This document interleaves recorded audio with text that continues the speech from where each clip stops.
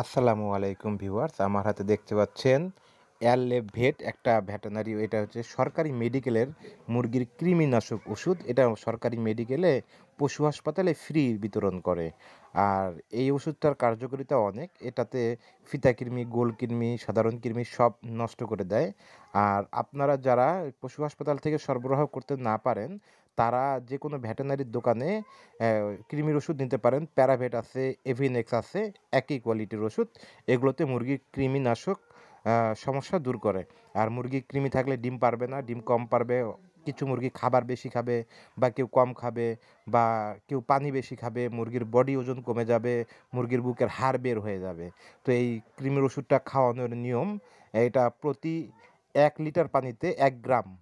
মুরগি সারাদিন এই পানিটা দিবেন পরিমাণ মতো, যে মুরগি কতগুলো আপনার পানি খায়। সারাদিনে যদি মুরগি ১০ লিটার পানি খায়, সেক্ষেত্রে ৫ লিটার পানির সঙ্গে সকালে মিশাবেন অর্ধেক, আবার দুপুরে মিশাবেন অর্ধেক। মুরগি যদি ২ লিটার পানি খায়, তাহলে সকালে ১ লিটার পানিতে ১ গ্রাম, আর দুপুরে আবার ১ গ্রাম ১ লিটার পানিতে ১ গ্রাম।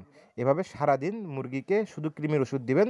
মুরগির ওষুধ কৃমির শেষ করলে পরে একটানা ৩ থেকে ৫ দিন লিভার টনিক ওষুধটা বাধ্যতামূলক দিতেই হবে। লিভার টনিক মুরগির লিভারকে সুস্থ রাখবে। কৃমির ওষুধ খাওয়ানোর পরে যে একটা ধকল, সেটাকে দূর করবে।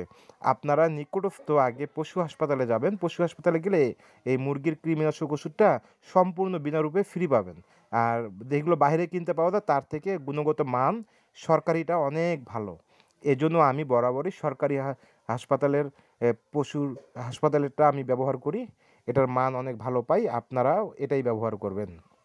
এছাড়া যার যেটা ভালো লাগে বাইরে থেকে কিনতে পারবেন। কৃমির ওষুধের মূল্য অনেক কম। অন্যান্য ওষুধের তুলনায় কৃমিনাশক অনেক কম।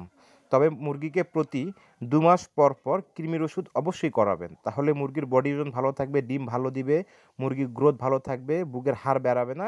মুরগির ডিম প্রোডাকশনটা অত্যাধিক ভালো পাবেন মোটামুটি। আর কৃমির ওষুধ না করাইলে মুরগির ডিম অনেক কমে যাবে।